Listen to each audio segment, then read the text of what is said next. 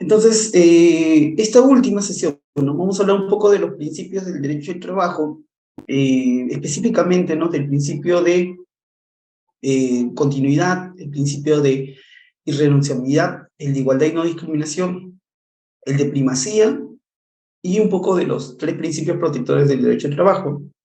No se preocupen, ¿no? Tenemos 1 hora y 10 para poder avanzar los principios, pero lo vamos a tratar de hacer, en todo caso, de una manera práctica. A ver, una definición que nos trae sobre principios, recordando un poco las clases pasadas de contrato, decíamos, ¿no?, que el profesor Américo Pla señalaba que los principios son líneas directrices que informan a las normas e inspiran soluciones y sirven en diversas fases de la vida normativa. Entonces, lo que nos quiere decir en esta definición, más que una propia definición, nos dice las funciones de los principios el profesor Américo Pla, ¿no?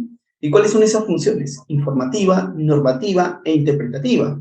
¿Y qué quiero decir con esto? Que los principios tienen como función informar, ¿no?, al legislador, digamos, a la hora de crear una norma referente a la relación de trabajo, tiene que observar la aplicación de estos principios y no transgredirlos.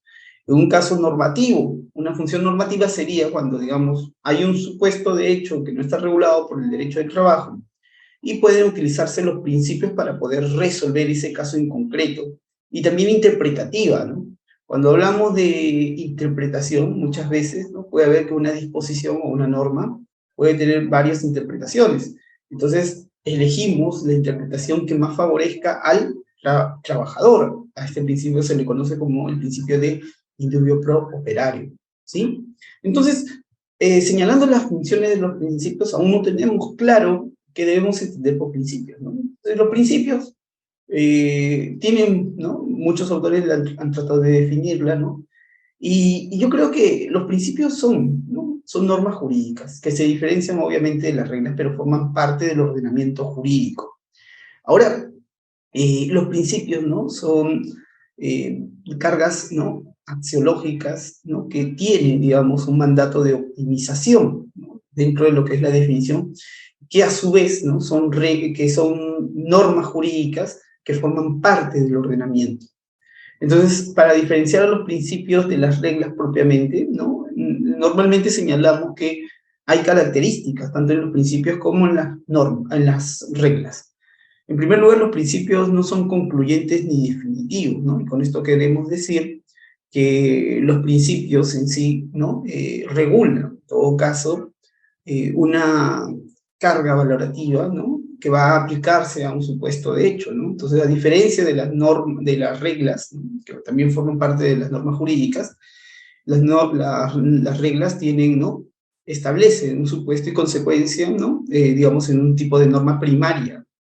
En cambio, los principios, ¿no?, establecen o protegen un determinado, digamos, derecho. No son derogables, a diferencia de las reglas, porque una regla posterior deroga ¿no?, a la regla anterior, ¿no? Esa es la, digamos, si se regula un supuesto de hecho A, la norma posterior, ¿no?, que regula o niega esa norma, puede, digamos, derogarla. En cambio, un principio puede, digamos, aplicarse o colisionar, digamos, en una situación con otro principio, pero esto no quiere decir que ese principio se deroga, ¿no?, sino para el supuesto de hecho se va a aplicar otro principio, ¿no?, y previo, ¿no?, al test de ponderación. Entonces, ahí podemos señalar que ese principio no es que sea derogable. Y son abiertos y genéricos, ¿no?, con el objeto, digamos, de poder regular, ¿no?, varios supuestos y determinado contexto, digamos, va a interpretarse o aplicarse. Entonces, este es importante, ¿por qué? Porque vamos a hablar ahora propiamente de los principios del derecho al trabajo. Ahora, no vamos a hablar de los principios generales, ¿no?, del derecho, ¿no?, porque cada ordenamiento tiene sus propios principios, pero también en caso, digamos, hay un supuesto de hecho que no se pueda regular a través de los principios del trabajo, se utilizan los principios generales del derecho, ¿no? Esto lo dice el título preliminar del Código Civil, que le es aplicable, ¿no?, a todos los ordenamientos de manera supletoria, incluyendo al derecho del trabajo, pero con ciertos matices, ¿no? Ahora, uno de los principios que ¿no?, les señalaba era el principio de continuidad, que también el profesor Américo Pla, ya también en clase pasada los estábamos mencionando, ¿no?, que el principio de continuidad busca o tiene la tendencia de que el derecho del trabajo, ¿no?, le atribuye la más larga duración a la relación desde todos los puntos de vista y de todos los aspectos. Ahora, claro, estos principios, yo les decía al inicio, no pueden estar positivizados en el ordenamiento jurídico, como no. Esto no quiere decir que al no estar positivizados vayan a perder, digamos, o vayan, digamos, a desaparecer. Esto es importante, ¿no? ¿Por qué? Porque en un momento determinado la Constitución del 79 reconocía de manera expresa que los trabajadores tenían derecho a la estabilidad, ¿no? Y este tema de la estabilidad forma parte del principio de continuidad, pero en su protección, digamos, de salida. Entonces, el principio de continuidad es un principio que congloba no solamente la estabilidad del trabajo, y al no ser despedido de manera injustificada, sino también desde el ingreso, ¿no? Que tiene preferencia de que los contratos sean contratos a plazo indeterminado, ¿no? Y claro, esto lo vamos a encontrar cuando ya analicemos el ordenamiento jurídico, ¿no? De manera integral. Pero vamos comenzando por ese punto, ¿no? En primer lugar, el principio continuado nos dice que los contratos de trabajo tienen que tener la más larga duración, tanto desde que se suscribe hasta que se extingue. Y si se va, digamos, a extinguir el contrato de trabajo, tiene que haber una causa que permita, ¿no? Causas establecidas en la ley que permiten establecer por qué se va a extinguir el contrato de trabajo. Y esto lo reconoce la ley, ¿no? La ley establece cuáles son las causas por las cuales se puede extinguir el contrato. Por ejemplo, uno puede ser el procedimiento de despido, la renuncia, ¿no? El mutuo disenso, entre otros. Pero son causas que están establecidas en una norma jurídica de jerarquía legal que establece cuáles son los supuestos en los cuales se va a extinguir el contrato de trabajo. Ahora, esto también es importante, ¿por qué? Porque acá ya vemos una reserva de ley, ¿no? No se puede crear nuevos supuestos de extinción, sino es el propio legislador el que va a establecer cuáles son esos supuestos. Y también, ¿no? Dentro, digamos, de la contratación propiamente, ¿no? Se puede ver que si bien el artículo 27 de la Constitución no lo reconoce así de manera expresa, pero le da un mandato, ¿no? Al legislador para que pueda regular una adecuada protección ante casos de despidos arbitrarios. Claro, acá lo podemos ver, ¿no? En la Constitución del 79 y del 93, ¿no? Uno de manera expresa reconoce la estabilidad del trabajo. El artículo 27, ¿no? Le dice al legislador, la ley otorga adecuada protección. Es decir, ahora el constituyente le da un mandato al Congreso, ¿no? Al legislador, para que pueda regular cuál va a ser esta adecuada protección contra los tipos de despido arbitrario. Y esto es importante, ¿por qué? Porque esto le va a permitir, ¿no? Poder, ¿no? Dar una protección. Entonces, claro, este artículo 27 fue interpretado, ¿no? Por el Tribunal Constitucional en la sentencia del caso de los telefónicos en el 1124/2001. Y para analizar cuál es ese mandato constitucional y este mandato, ¿no? Que le da el constituyente al legislador, tiene que regularlo, pero sin vaciar de contenido la protección al derecho al trabajo. Entonces, el artículo 27, en primer lugar, establece un mandato al legislador, establece una reserva de ley, es la ley la que va a otorgar la adecuada protección contra esos tipos de despidos, no cualquier otra norma, y si bien no determina los tipos de protección, el legislador tiene que regular esa protección, pero sin vaciar de contenido al derecho al trabajo. Entonces, cuando el legislador regula solamente que los trabajadores tienen derecho a la reposición cuando se afecta un despido, ¿no? Cuando estamos en un supuesto de despido nulo, el tribunal dijo que no estaba viendo los otros tipos de despidos que también afectan el derecho al trabajo, como por ejemplo despidos incausados y fraudulentos. Entonces crea estas dos figuras donde también el trabajador puede solicitar la reposición, ¿no? En estas dos nuevas figuras. En el caso de despido incausado, cuando no existe una causa para extinguir el contrato, y en el caso de despido fraudulento, cuando hay un acto, ¿no? digamos, por parte del empleador con el objeto de extinguir, ¿no? Pero haya actuado de manera dolosa, que haya engañado, busque, ¿no? Digamos, crear pruebas falsas en el procedimiento con el objeto de justificar el despido. O también cuando hay una renuncia inválida, ¿no? Cuando algún elemento, digamos, de la declaración de la renuncia pueda generar su vicio, ¿no? Como por ejemplo la violencia o la intimidación. Ahora, esto es importante porque el principio de continuidad da una protección al trabajador, ¿no? Desde que ya ingresó, y también para que cuando haya una causal que extinga su contrato, tiene que ser una causal que esté establecida en la ley, y en caso de los despidos, tiene que ser un despido que cumple el debido procedimiento y que esté justificado, ¿no? Ahora, cuando yo les decía que también el principio de continuidad se aplica a toda la relación de trabajo, hablamos también que el artículo 4 busca, ¿no?, que una presunción de existencia del plazo indeterminado del contrato cuando se encuentran los tres elementos del contrato, ¿no?, o del objeto del contrato, que es la prestación, la subordinación y la remuneración. Entonces, en estos casos, lo que nos están diciendo es que si en un contrato, ¿no?, están esos tres elementos, se presume que son a plazo indeterminado, salvo que el empleador lo demuestre lo contrario, ¿no? ¿Cómo demuestra lo contrario? Cuando tiene un contrato con el trabajador, pero de manera escrita, y señala la causa que justifique la temporalidad de ese contrato. Pero si tiene un contrato verbal, no va a poder cumplir, ¿no?, con este requisito, ¿no?, de la temporalidad escrita y justificada, y por lo tanto ese contrato pasa a ser a plazo indeterminado. Entonces, este principio de continuidad nos dice, ¿no?, que se busca, o la ley tiene como objeto que todos los contratos tengan esa indeterminación. Claro, es una presunción que después el empleador puede señalar, no, pero el trabajador tiene estos tres elementos, pero es un contrato temporal. Ahora, también, ¿no?, el principio de continuidad busca que los contratos temporales, sean actividades de giro principal o complementarias, pero que son permanentes, tienen que ser contratos a plazo indeterminado. Y aquellos contratos, ¿no?, que son temporales, como por ejemplo los de suplencia, ¿no?, un ejemplo, tendría que, ¿no?, le corresponde un contrato temporal, ¿no?, o uno a plazo. Entonces, esto es importante porque nos va a permitir a nosotros entender la lógica, ¿no? La lógica de al contrato permanente, sea el giro principal o complementaria a la empresa, contrato indeterminado. Si es un contrato que justifica una causa de temporalidad, ¿no?, como el caso de la suplencia, donde el titular, ¿no?, suspende su vínculo y se le permite al empleador contratar, ¿no?, para que supla al titular, y se va a resolver una vez que el titular retorne. Entonces, en este tipo de contratos se permite la contratación temporal. Entonces, esa es la regla, ¿no? Entonces, no es que el contrato temporal sea contradictorio al contrato indeterminado, ¿no?, sino son complementarios y se armonizan dentro del ordenamiento, sin perjuicio de que cuando se crea, ¿no?, la ley de propiedad, ustedes van a ver muchos contratos que van a calzar en actividades permanentes, ¿no?, sean principales o complementarias, pero que la ley le permite temporalidad.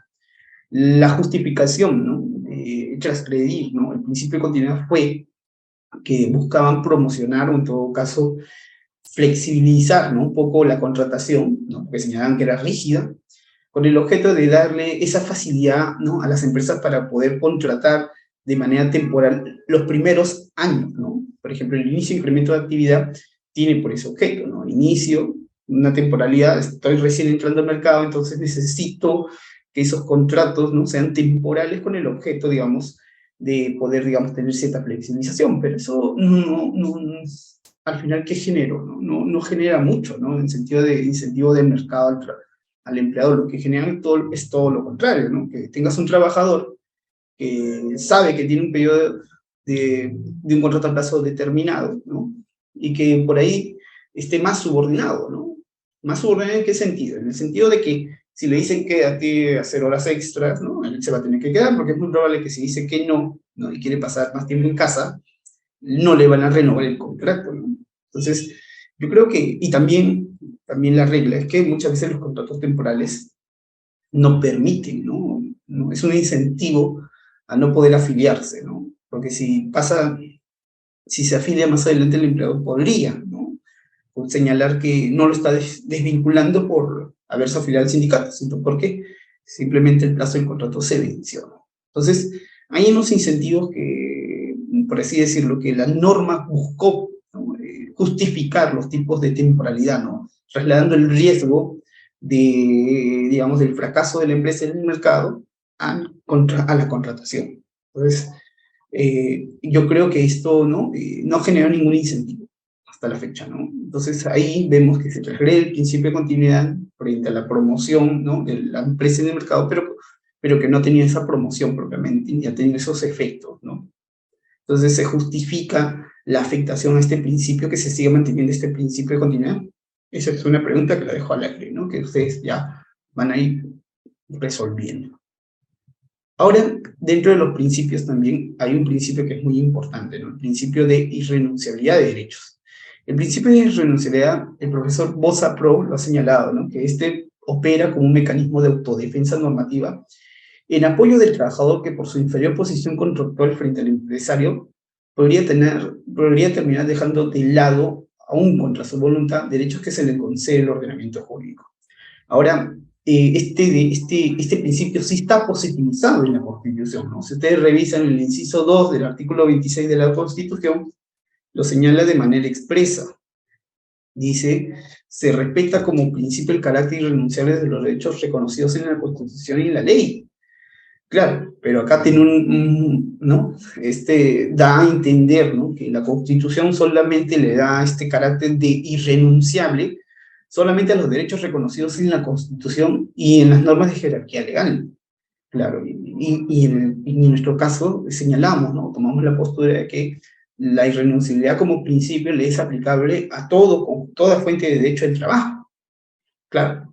Entonces, para entender esta protección del principio, ¿no? Regulada en la Constitución, podríamos dar dos tipos de interpretaciones. Una, que cuando se habla del principio, ¿no? Como está positivizado en la Constitución, que cuando el constituyente quiso, ¿no? Establecer este principio, cuando quiso decir, y en la ley quiso decir, en vez de decir solamente norma jurídica de jerarquía legal, quiso decir, no, norma, es decir, todos los derechos reconocidos en la ley y en las normas, ¿no?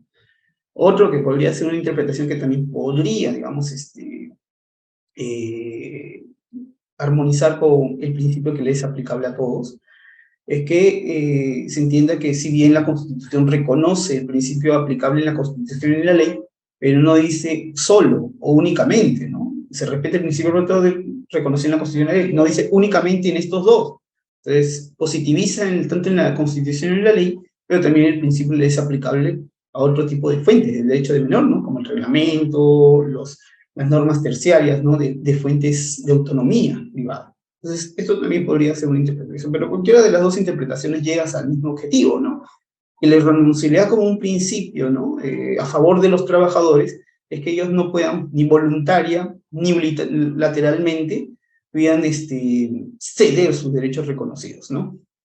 Entonces la pregunta, ¿no? ¿El principio de irrenunciabilidad solo se aplica a derechos indisponibles reconocidos en la Constitución y la ley? La respuesta es no, se le aplica a toda fuente del derecho del trabajo.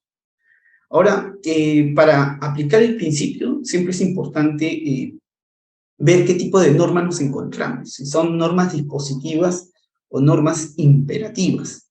En el caso de normas dispositivas, el titular puede decidir libremente sobre el derecho. En el caso de normas imperativas, el titular del derecho no puede abandonarlo por su voluntad. Esto nos queda más claro cuando vemos algunas normas que contienen tanto la parte dispositiva como imperativa, pero mayormente las normas en el derecho del trabajo son imperativas para abajo, es decir, no se puede disminuir lo que ya el derecho laboral, ¿no? Una norma de derecho laboral ha reconocido como mínimo, y dispositiva para arriba, es decir, sí se puede, ¿no? Decidir libremente mejorar esa condición, ¿no? Entonces, esto es importante. Entonces, la mayoría de normas, ¿no? Laborales son imperativas, ¿no? Es decir, para abajo no se puede disminuir o no se puede ceder los derechos mínimos reconocidos, y la parte dispositiva, donde le da facultad, sí se puede mejorar. Un ejemplo que siempre se pone en clases, ¿no? Es la norma que regula, por ejemplo, el derecho de vacaciones, ¿no? Se señala que los trabajadores que cumplen el récord dentro de un año tienen derecho a 30 días de vacaciones. La norma señala que el trabajador que tiene estas vacaciones tiene derecho, ¿no? De ejercer de estos 30 días de vacaciones ya generados, puede ceder, vender, ¿no? 15 días de vacaciones a su empleador, y los otros 15 días no. Entonces, en esta disposición encontramos que la parte dispositiva de esta norma es la parte de los 15 días que puede ceder, y la parte imperativa que no le puede ceder, o en todo caso, si es que se lo vende, esa cláusula sería nula. Entonces, esa disposición, o esa parte de la disposición, es una disposición imperativa, ¿no? Que el titular de este derecho, que es el trabajador, no puede ceder al empleador. Entonces, el clásico ejemplo, ¿no? Entonces, ¿qué pasa si el trabajador vende 20 días de las vacaciones? Si solamente habíamos dicho que podía ceder 15, o sea, esa venta, toda esa venta es nula, la respuesta es no, solamente serían 15 días, ¿no?, válidos, y los otros 5 días que había vendido son nulos, porque el trabajador solamente podía disponer de 15 más no de los otros 15. Entonces, 15 días va, y los otros 5 días no los pierde. Entonces, ese tipo, esa cláusula, esa venta de los 20 solamente le aplica 15 días y los otros 5 retornan de nuevo al titular, ¿sí? Hasta incluso recuerdo un caso que en la vía judicial, en ese tipo de ventas, había resuelto que los otros 5 días se había entendido como una licencia fungosa a favor del trabajador, porque eso no lo podía ceder, ¿no? Pero el empleado ya los había reconocido. Ahora, algo también es importante, ¿no? Este principio de renunciabilidad, ¿a quién recae, no? Y esto muchas veces genera, ¿no?, controversia, porque a veces se encuentra, ¿no?, que se señala, ¿no?, que solamente debe recaer al conjunto de trabajadores, ¿no? No recae en el sindicato, porque el sindicato está en igualdad de armas con el empleador.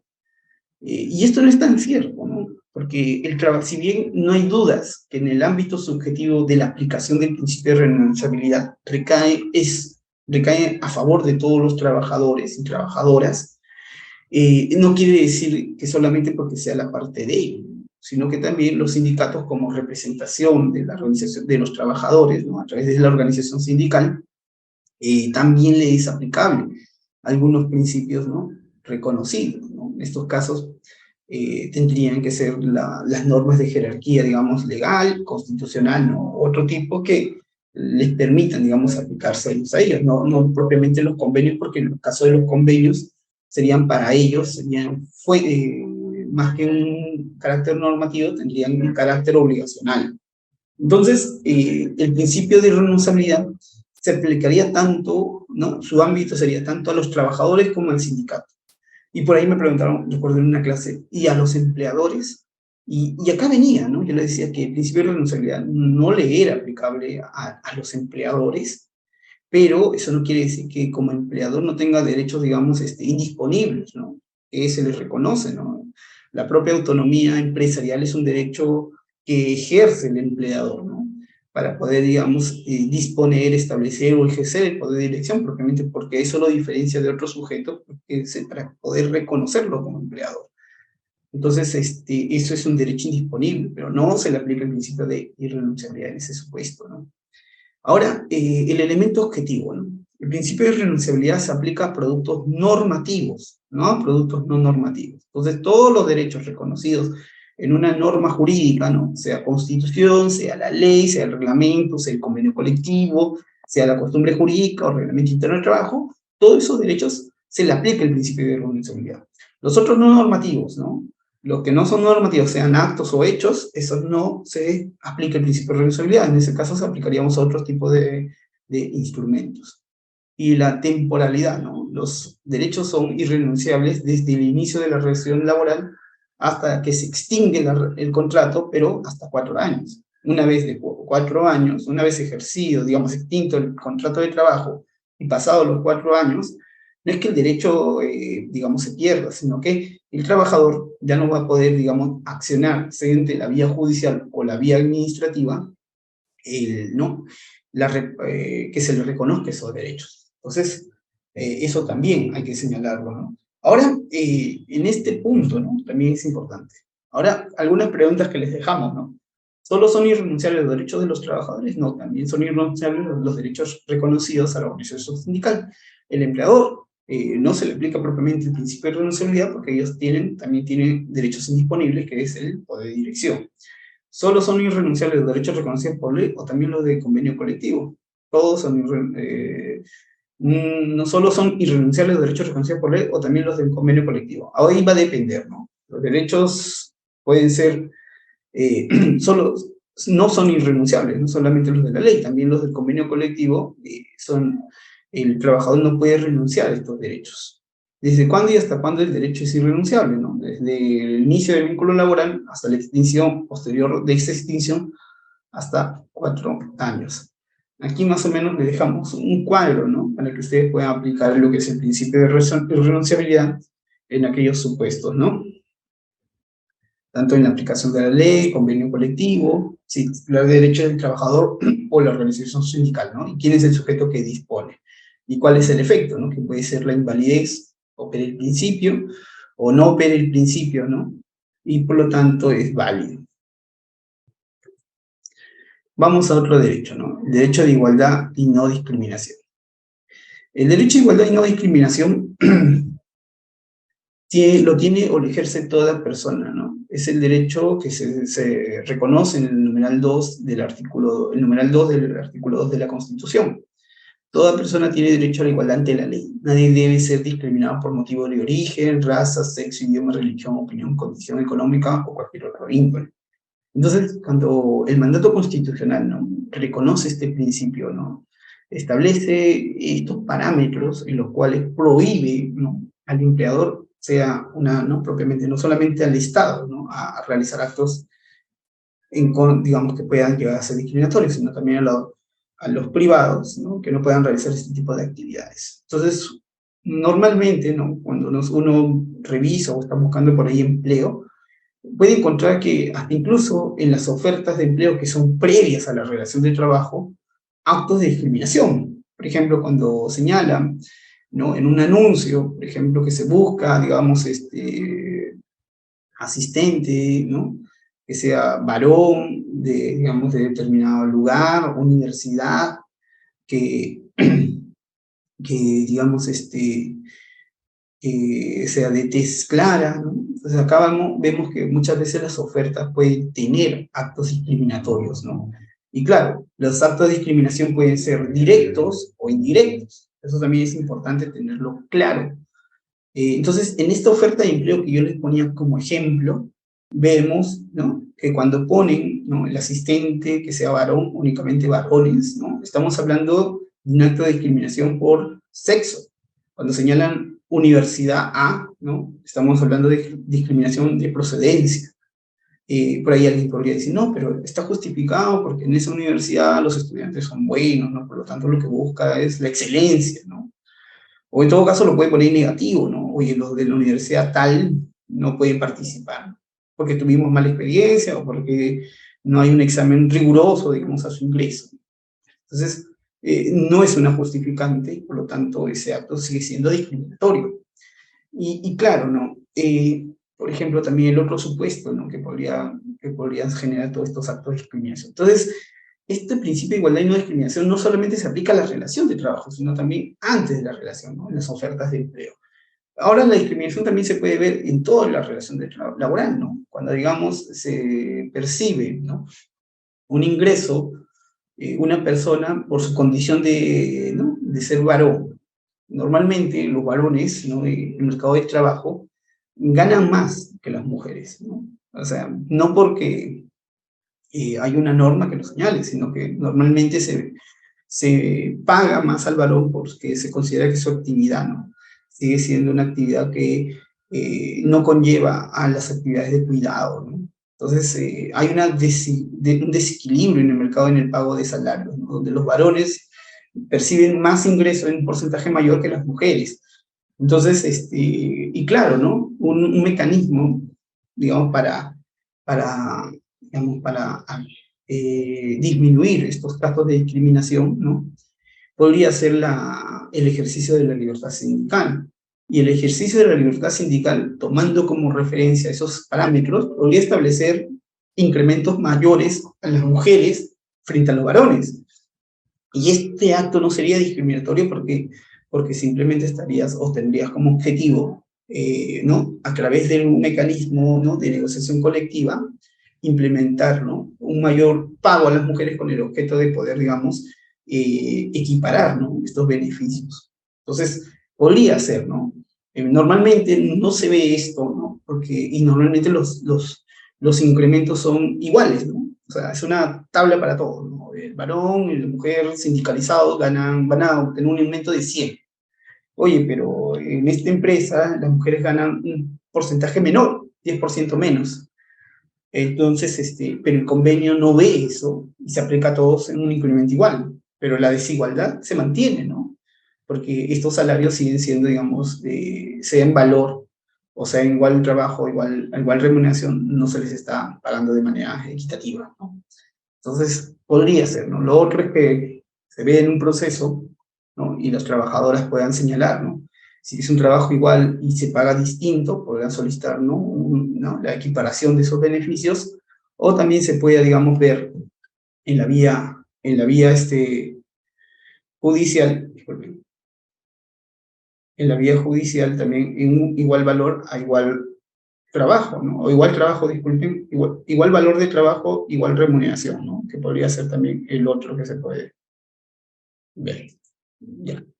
Entonces, les comentaba, ¿no? Esto también se puede ver en la relación de trabajo, cuando el derecho al trabajo regula, ¿no? Sobre supuestos de despido nulo, ¿no? Dice también todo acto, todo despido nulo es aquel que afecte, ¿no? No solamente la relación de trabajo, sino también si lo despiden a alguien por su condición religiosa, ¿no? Es un acto de despido que afecta el derecho al trabajo, pero también afecta el derecho, ¿no? A la libertad de religión, ¿no? Que tiene toda persona. O en todo caso lo despiden porque, digamos, es de partido X, ¿no? O es de ideología A, ¿no? Oye, es liberal o es de izquierda, ¿no? A los de izquierda acá no los contratamos, ¿no? Eso es discriminación.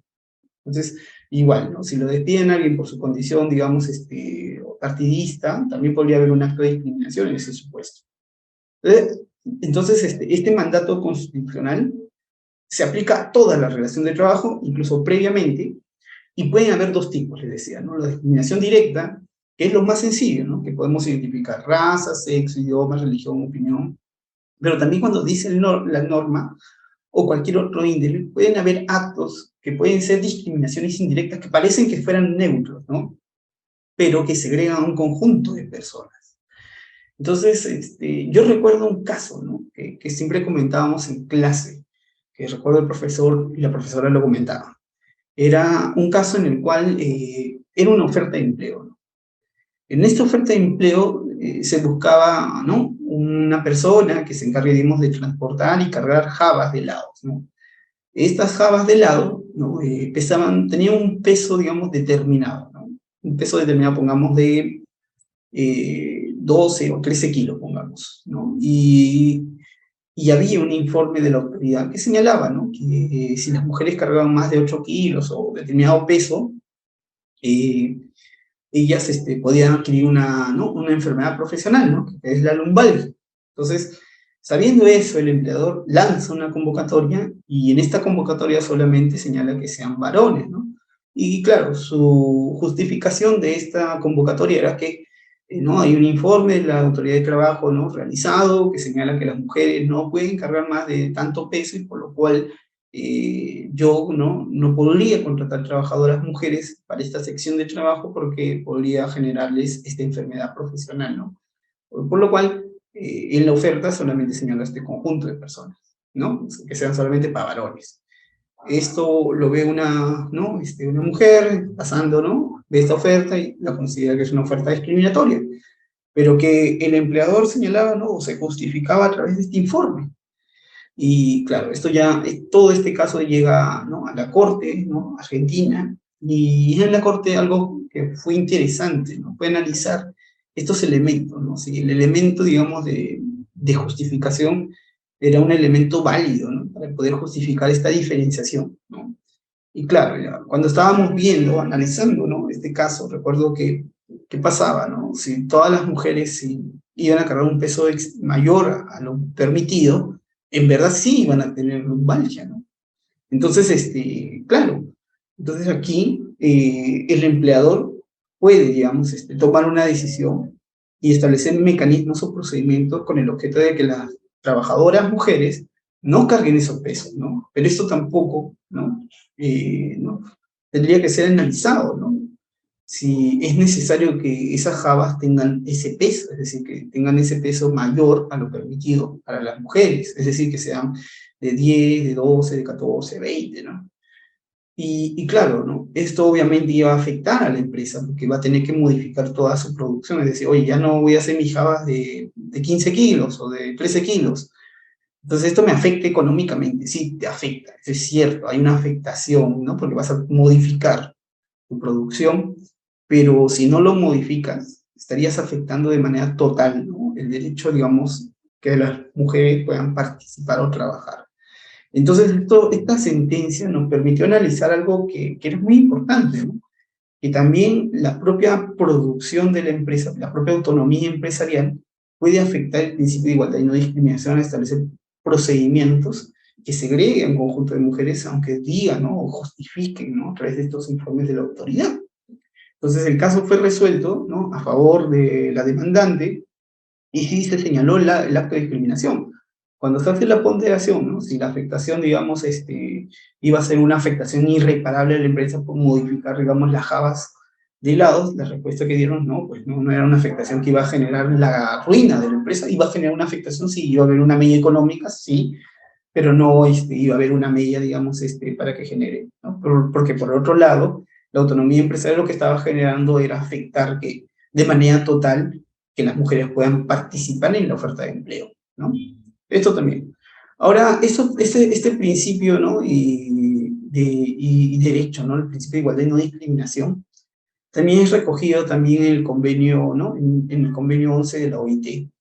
Y también la igualdad y la no discriminación, ¿no? La igualdad ante la ley, ¿no?, que es el Estado, que tiene que implementar, ¿no?, normas que no transgredan a los sujetos que son iguales, y a los que son desiguales tratarlos de manera distinta, ¿no?, regular maneras distintas con el objeto de poder, digamos, tener una igualdad sustancial.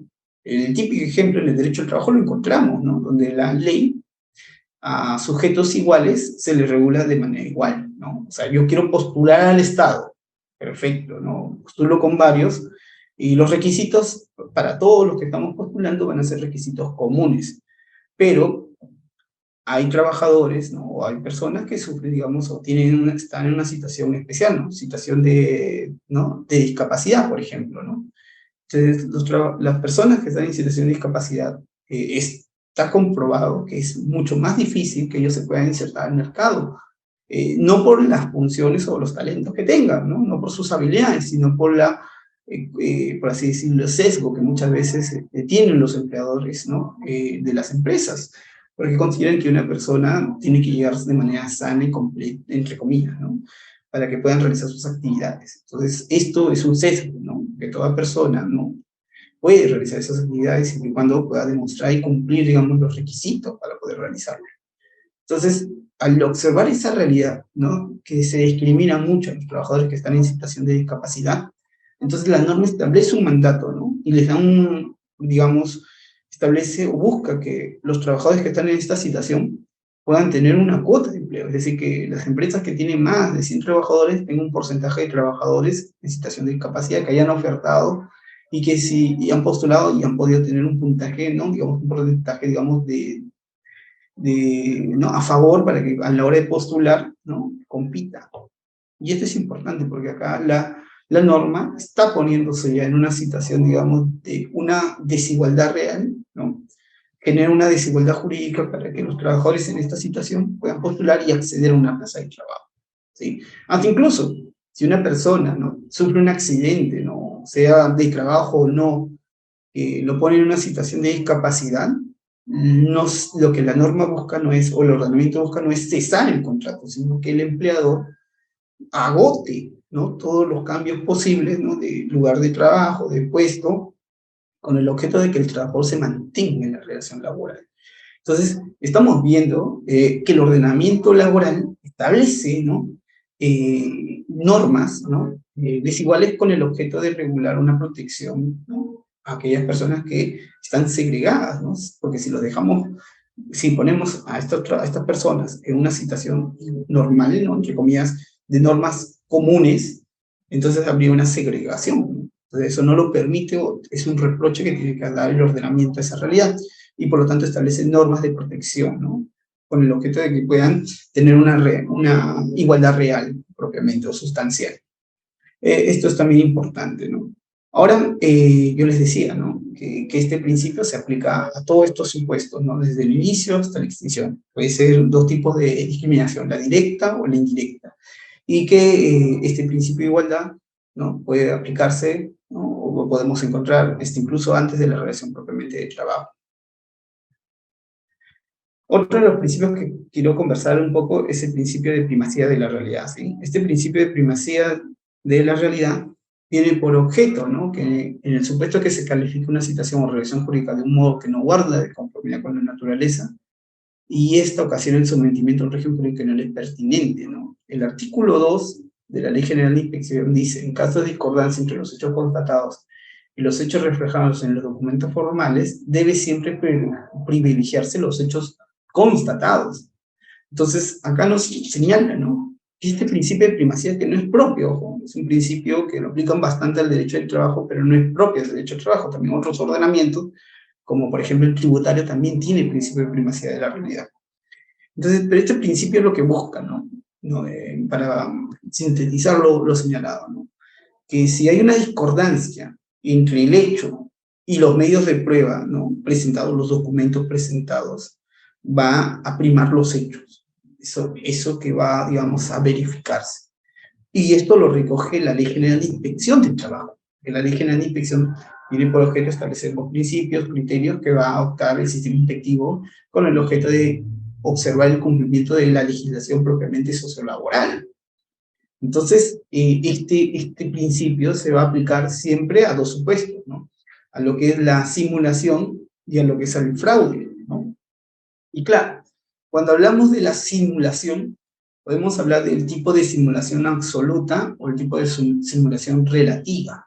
Cuando hablamos de simulación absoluta, ¿no?, las partes aparentan la constitución de un vínculo entre ellas donde no existe ninguno. Acá hay una declaración de invalidez del vínculo falso, ¿no? Y la simulación relativa, donde hay un vínculo disimulado tras la imagen de otro simulado, ¿no? Acá la declaración de invalidez del elemento falso y se acoge el verdadero siempre que sea lícito, ¿sí? Entonces, ¿en qué caso encontramos simulación absoluta? En la clase pasada recuerdo que les comentaba, ¿no?, cuando antes, para poder viajar, ¿no?, a Estados Unidos, a Europa, le pedían a la persona, al ciudadano peruano, una visa de trabajo, no tener visa. Sin visa no podían, digamos, o tener un contrato de trabajo, porque si no, no te podían dar o otorgar la visa. Entonces, entonces muchas veces, ¿no?, los peruanos simulaban, ¿no?, un contrato de trabajo, pero que en la realidad no había ningún tipo de contrato.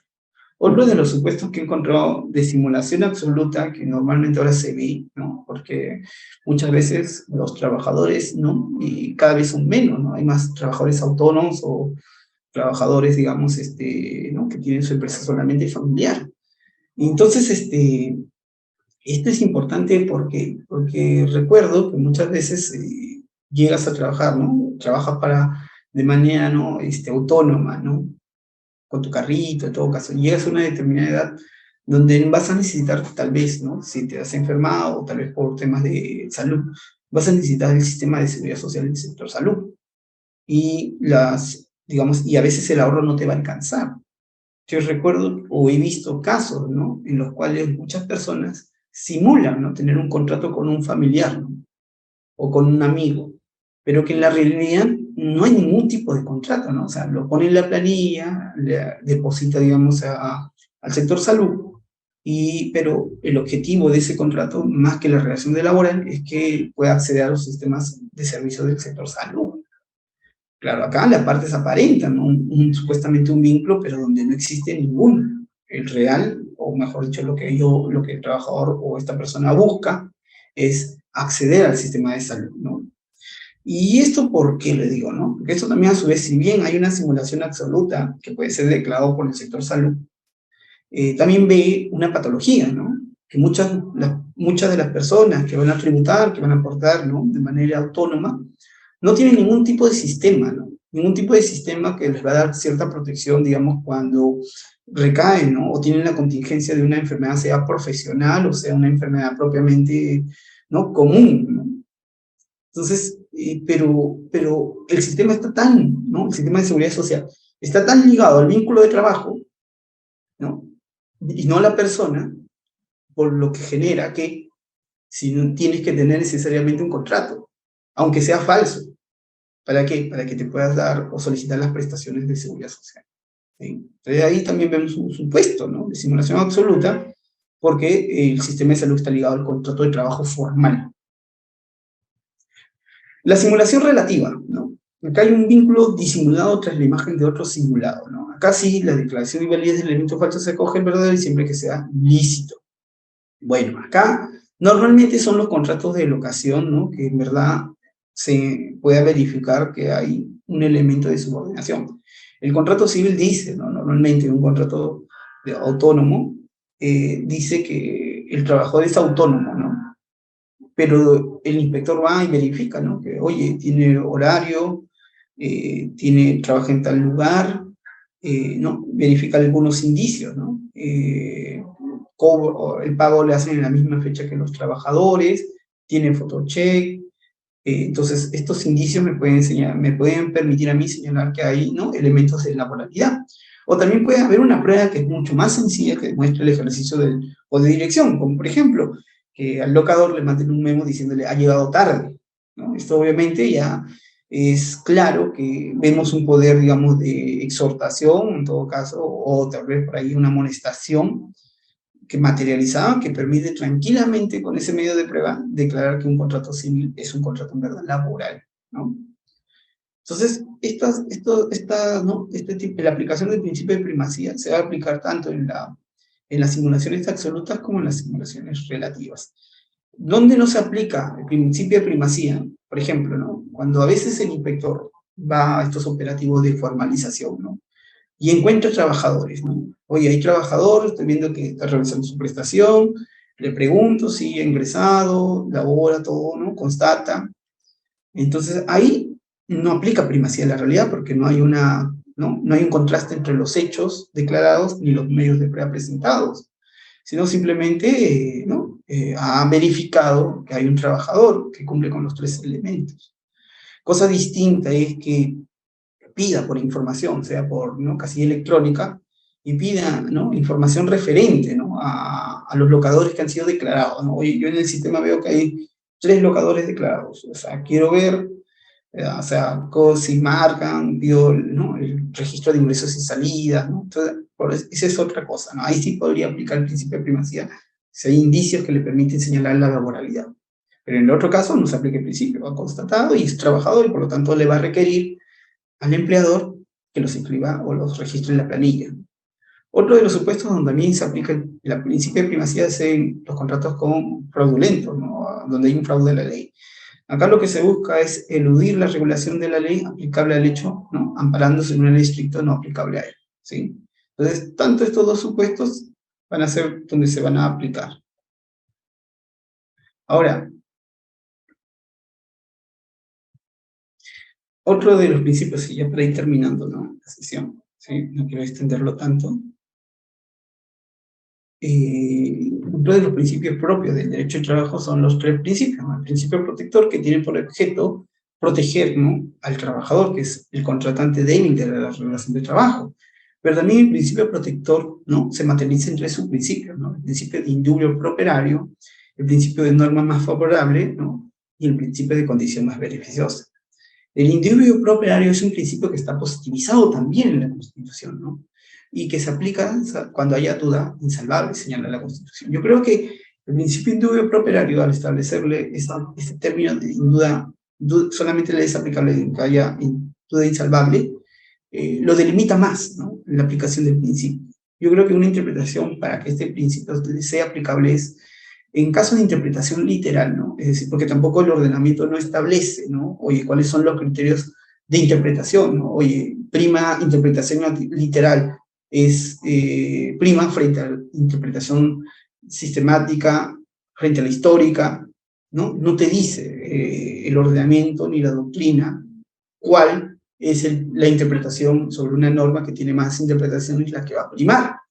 Yo creo que, ¿no? dentro de lo que es la doctrina, la interpretación que más proteja, ¿no? en este caso tendría que ser al trabajador, debería ser la interpretación que más, debería ser la interpretación que sea aplicable.